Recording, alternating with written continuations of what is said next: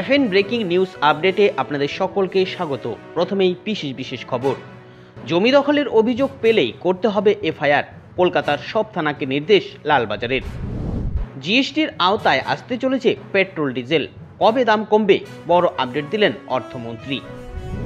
পরীক্ষা দুর্নীতি রুখতে উচ্চ পর্যায়ের কমিটি কেন্দ্রের, রয়েছে ইসরোর প্রাক্তন প্রধান, সাথে এইমসের প্রধান কর্তাও। দক্ষিণবঙ্গে ঝেঁপে বর্ষার বৃষ্টি নিয়ে বড় আপডেট, আবহাওয়া দপ্তর দিল নতুন তথ্য। ঘুম উড়ল শিক্ষকদের, মমতার ক্ষোভের পরেই রাজ্যের স্কুলে নতুন নোটিশ জারি করল শিক্ষা দপ্তর। বিশ্বকাপের সেমিফাইনালে ভারত, বাংলাদেশের গর্জন থামিয়ে বিদায় ঘণ্টা বাজিয়ে দিল হার্দিক কুলদীপরা। আসছি বিস্তারিত খবরে। জমি দখলের অভিযোগ পেলেই করতে হবে এফআইআর, কলকাতার সব থানাকে নির্দেশ দিল লালবাজার। বিভিন্ন জায়গায় বেআইনি জমি দখলের ভুরি অভিযোগ রয়েছে। জমি দখলকে কেন্দ্র করে বিভিন্ন প্রান্তে তৃণমূলের গোষ্ঠীদ্বন্দ্ব লেগে রয়েছে। এই অবস্থায় জমি দখল নিয়ে নবান্নে প্রশাসনিক বৈঠকে কলকাতা পুলিশের ভূমিকায় ক্ষোভ প্রকাশ করলেন মুখ্যমন্ত্রী মমতা বন্দ্যোপাধ্যায়। করে দিয়েছেন হাই পাওয়ার কমিটি, তারপরেই নড়েচড়ে বসল কলকাতা পুলিশ। লালবাজারের তরফে সমস্ত থানাকে স্পষ্ট নির্দেশ দেওয়া হয়েছে, বেআইনি জমি দখলের কোনো অভিযোগ পেলে এফআইআর করতে হবে পুলিশকে। জিএসটির আওতায় আসতে চলেছে পেট্রোল ডিজেল, দাম কমবে কবে, কি বললেন অর্থমন্ত্রী? লোকসভা নির্বাচনের আগে থেকেই পেট্রোল এবং ডিজেলের দাম নিয়ে সরব হয়েছে বিরোধীরা। পণ্য ও পরিষেবা করের আওতায় পেট্রোল ডিজেলকে আনা হবে কিনা তা নিয়ে অনেক দিন ধরেই জল্পনা চলছে। গতকাল 53তম জিএসটি কাউন্সিলের সভায় জানিয়ে মুখ খুললেন অর্থমন্ত্রী নির্মলা সীতারামন। পেট্রোল ডিজেলকে জিএসটির আওতায় আনা নিয়ে এক প্রশ্নের উত্তরে নির্মলা জানান, এই বিষয়ে কেন্দ্রীয় সরকারের ভাবনা স্পষ্ট। আগামী দিনে সরকার জিএসটির আওতায় পেট্রোল ও ডিজেলকে অন্তর্ভুক্ত করতে চায়। এবারের জিএসটি কাউন্সিলের বৈঠকের পরে আয়োজিত এক সাংবাদিক সম্মেলনের সময় অর্থমন্ত্রী এই কথা জানান। পরীক্ষা দুর্নীতি রুখতে উচ্চ পর্যায়ের কমিটি কেন্দ্রের, রয়েছে ইসরোর প্রাক্তন প্রধান, এরই সাথে এইমসের প্রধান কর্তা।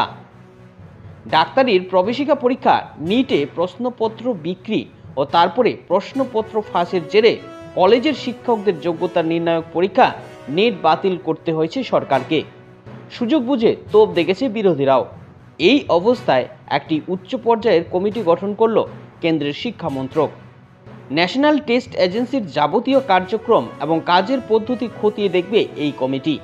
নিট নেট সহ গুরুত্বপূর্ণ পরীক্ষায় স্বচ্ছতা আনতে প্রয়োজনীয় পরামর্শ দেবে কমিটির সদস্যরা। 2 মাসের মধ্যে মন্ত্রককে রিপোর্ট দিবে তারা। এদিকে আজই গ্রেটার নয়ডা থেকে প্রশ্নপত্র ফাঁসের মূল পাণ্ডা রবি অত্রিকে গ্রেপ্তার করেছে উত্তরপ্রদেশ পুলিশ।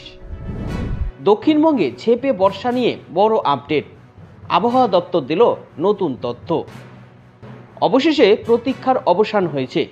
নির্ধারিত সময়ের 11 দিন পর দক্ষিণবঙ্গে বর্ষা প্রবেশ করেছে।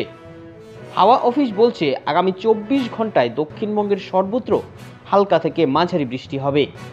বর্ষার আগমন ঘটলেও ঝেঁপে বৃষ্টি কবে তা নিয়ে এবার প্রশ্ন উঠছে। হাওয়া অফিস জানাচ্ছে বৃষ্টি এখনোই জোরালো হবে না, হালকা থেকে মাঝারি বৃষ্টি পাবে গাঙ্গেয় ও দক্ষিণবঙ্গ। দিনের তাপমাত্রা কিছুটা কমবে। কলকাতা সহ আশেপাশের জেলাগুলোতে আকাশ মেঘাচ্ছন্ন থাকবে।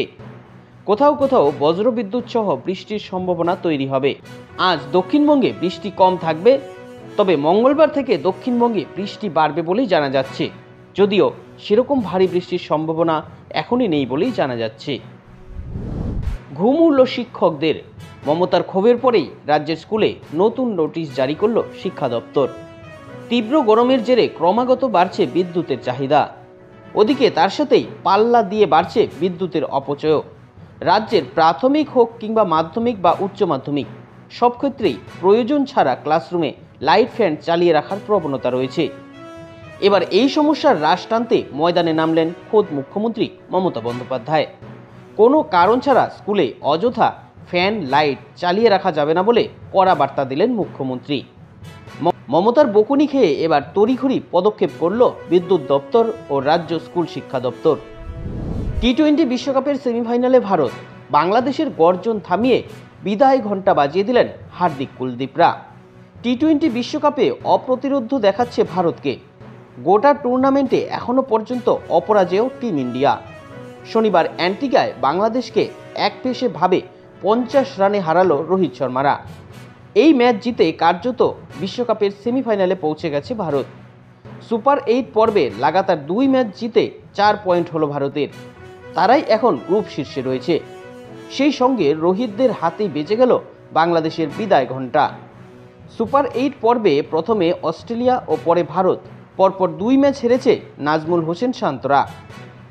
সুপার 8-এর শেষ ম্যাচে বাংলাদেশের সামনে আফগানিস্তান। সেই ম্যাচ জিতলেও তাদের সেমিফাইনালে যাওয়ার কোনো আশা নেই বললেই চলে। তো এখনকার মতন এতটুকুই। পরবর্তী খবর পেতে আমাদের সাথে থাকবেন।